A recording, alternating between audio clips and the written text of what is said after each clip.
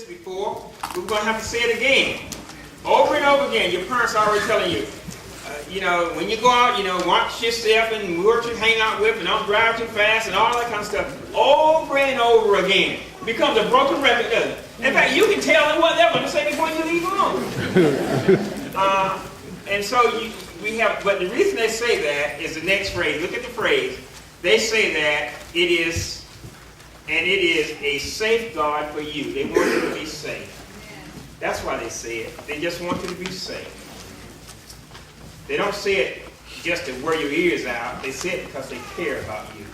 They want you to be safe. And so the Bible then indicates that we as Christians, sometimes the preacher preaches that same old sermon again, because we want you to be safe. We know that there are dangers out there. There are dangers out there. And if you don't have teenagers, we have a responsibility for all our children. It takes a whole village or a church. And there are dangers out there, and we don't want you to succumb to those dangers. That's the only reason. We know that there are things and people out there who are just trying to tear you apart. They really want to rip you to shreds. They really do.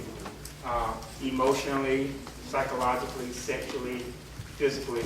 And your parents, as flawed as they are, they don't want you to fall into those pitfalls. So they say those things over and over again because they want to safeguard you. So what I'm going to say to you this morning, I've said it over and over again.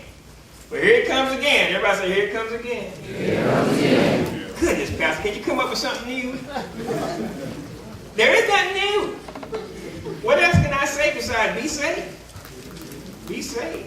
And watch out for So, all right. Our first example is a young man named Joseph. He was 17 years old when he had a dream. And the Bible says this, that he had a dream and said to his brothers, we were binding sheaves of grain out in the field, when suddenly my sheep rose and stood upright over all. In other words, that sounds like that God was going to elevate him over his brothers. And they didn't particularly like that since he was the second to the youngest child, and with 10 kids that were older than he was already. So he didn't like that. They didn't like the idea. But anyway, and so they sold him to slavery, and they tossed him to a pit. And after 13 years, at the age of 30, Pharaoh, who was the king of the land, said to Joseph, I am Pharaoh, but without your word, no one will lift a hand or foot in all of Egypt. So this kid, who was sold into slavery at 17, 13 years later, he became the second most powerful man in the world.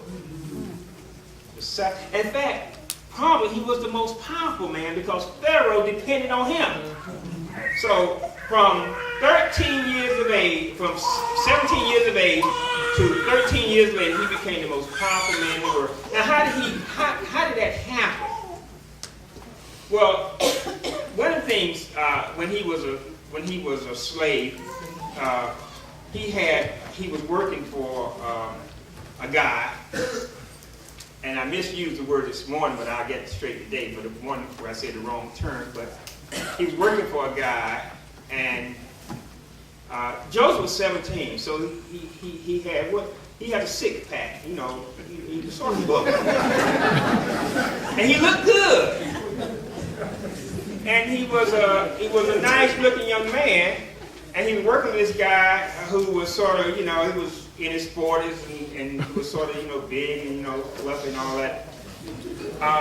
But his wife was a cougar.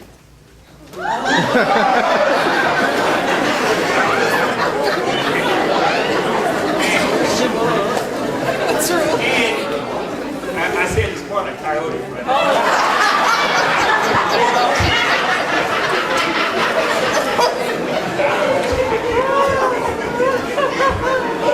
there must be a difference in a cougar and a coyote.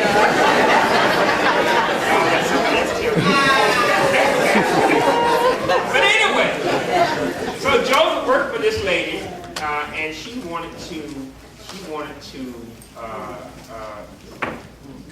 she wanted to be with him sexually. And actually she kept insisting that. And we read here in Genesis, it says that, and after a while his master's wife took notice of Joseph because he looked good. He was olive skinned and looking good at 17. You got 17 years and looking good. Yeah, he was looking good, don't you?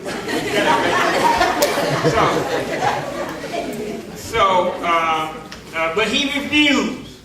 She said, come to bed with me, but he refused. And one day he went into the house and attended to his duties, and none of the servants were there. None of the servant was inside because she had told him to leave because she wanted to be with her by herself. And she caught him by the cloak or his sweater and said, come to bed with me. But he left his cloak inside, and he refused to have sex with her. Now, it is important to remember if you're going to succeed as a teenager. Now, it wasn't that he wasn't all man. I mean, it wasn't that he wasn't interested in women. He was. We found out later that he got married and had children and all that kind of stuff. And he didn't have all the hormones raging. He did. And all the male hormones were there. And so it wasn't that he didn't like girls. He loved girls. But the fact he didn't want to involve himself at that young age because he knew it would be destructive for his future. Amen. So the first thing you got to do is flee from your youthful lust. Estrogen for women is there. You just can't stop it. And so you got to flee from your youthful lust. Because early sexual behavior destroys your dreams. It destroys your dreams. Maybe it may not destroy you, but destroy your dreams. It's difficult to recover. So you got to flee from that.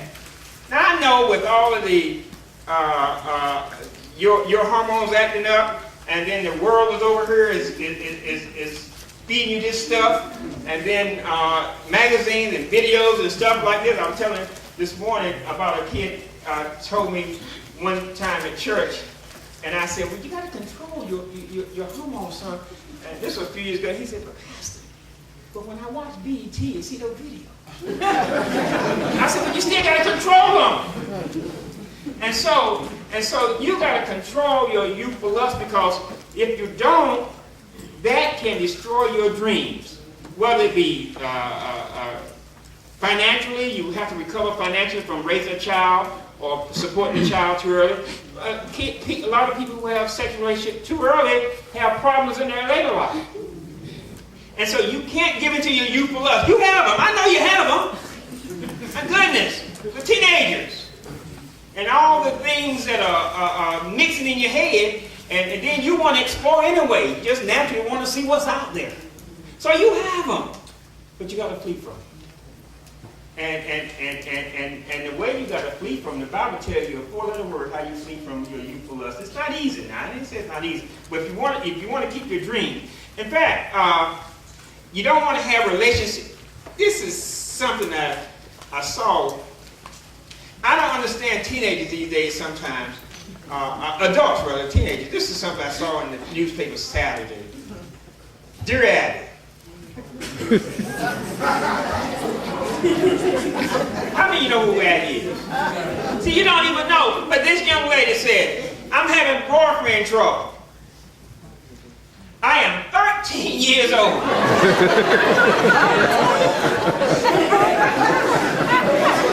It's crazy.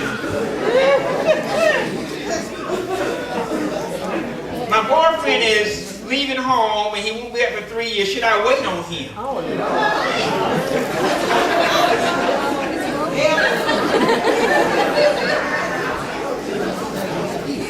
You read. I'm just.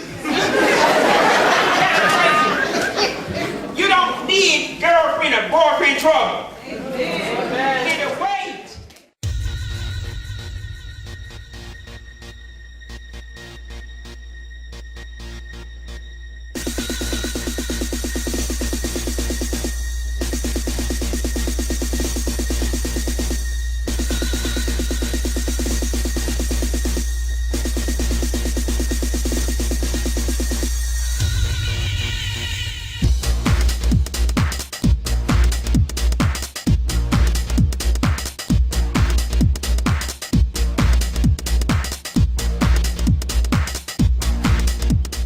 No matter what Satan tells me, I'm a child of God. Amen. Even though what I tell myself sometimes, I'm still a child of God. Amen. Even when somebody tells me something, I'm still a child of God. Even when I feel bad and I fall on my face, I'm still a child of God. Amen. Amen. Because positionally, God sees me as holy.